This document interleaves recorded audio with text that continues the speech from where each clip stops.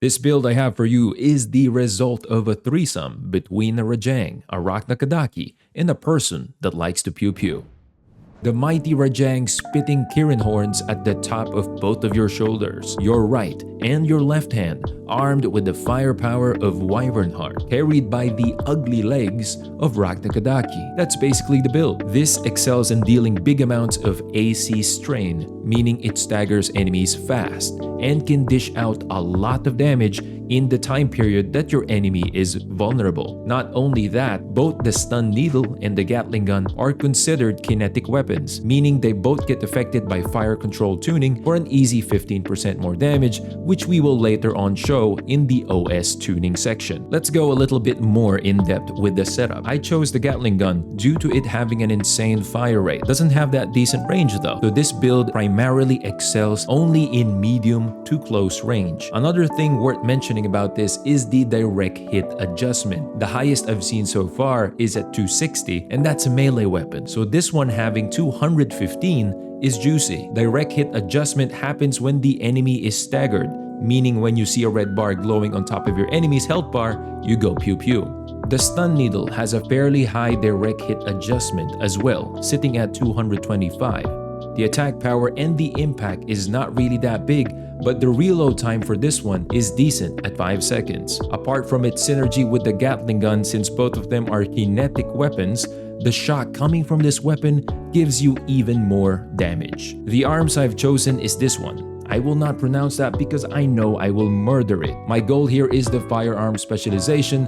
As the tooltip says, it improves target tracking performance. Higher target tracking means you miss less. You miss less means you deal more pew-pew. Any core that can sustain the EN load would do fine. As you can see, this build requires a hell load of energy. Nothing special with the head as well. More HP, better. More defense, better. The boosters in my build needs min-maxing. The only parameters I'm looking at it for now is a balance between boost speed and EN efficiency. For the legs, you want the second tetrapod leg you get in the game, the Viril, mainly because it can carry heavier load. The first tetrapod would get you overburdened. For the FCS, I'm going for more medium range assistance. Being too close or too far kills my DPS from the Gatling gun. I am aware that the stun needle has a farther ideal range than the Gatling gun, but here's the thing. If you stay too far from most enemies, they'll easily dodge your stun needle. So far, this generator is the only one that can handle the EN load of this build. For the expansion, I used Assault Armor. For OS tuning, I maxed out Direct Hit Modifier for more deeps, Repair Kit Optimization, and Dynamic Deflection for more tankiness. Again, since Gatling gun and needle are kinetic weapons, maxing out fire control tuning makes you hit 2 birds with 1 stone here. And Assault Armor. This thing is not really needed. Feel free to get something else. You might be asking, why not tank legs? Simple. I hate tank legs. I hate the movement, and I can't think of a Monster Hunter reference for it. That's basically it. Playstyle is get close but not too close. Fire off your needles ideally when you are above and not too far from the enemy for it to hit. If not, at least the AoE deals damage.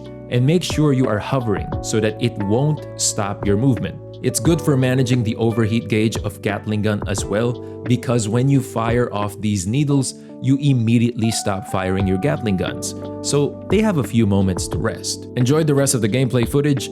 3 S-rank arena enemies, first try, killed in less than 20 seconds, Baltius, Spider, and the Enforcer, all with decent kill times. This is not meant to show skill, it's meant to show the cheesiness of this build. 0 skill pew pew. Enjoy.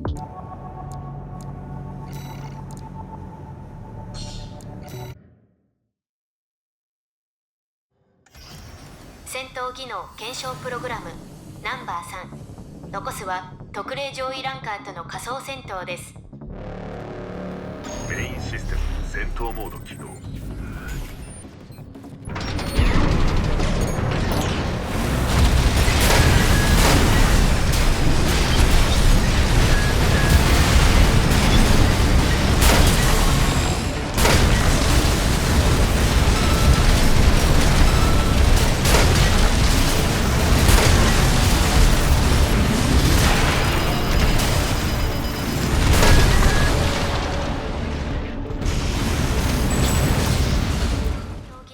証プログラムナンバー2ランク S。 メインシステム戦闘モード起動。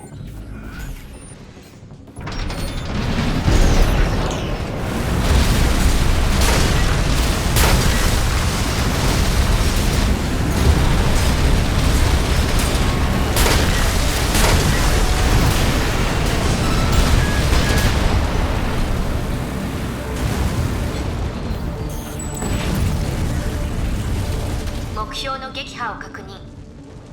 いよいよ次が最後の特例上位ランカーになります。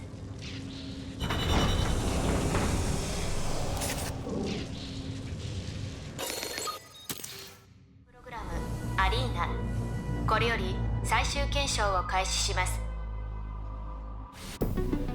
メインシステム戦闘モード起動。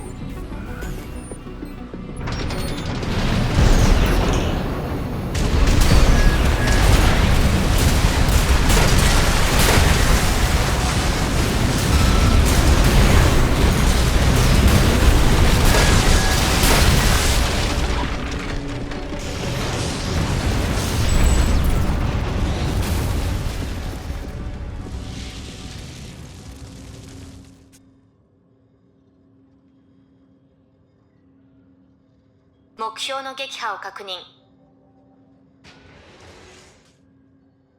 これで全ての検証は完了となります。最後までお疲れ様でした。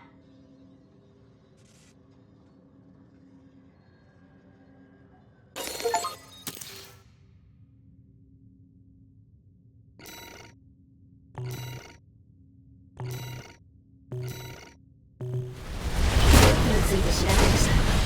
惑星封鎖機構の無人機バルティウス、ダメージを与えるのは限界しているという状態からの進出。今です。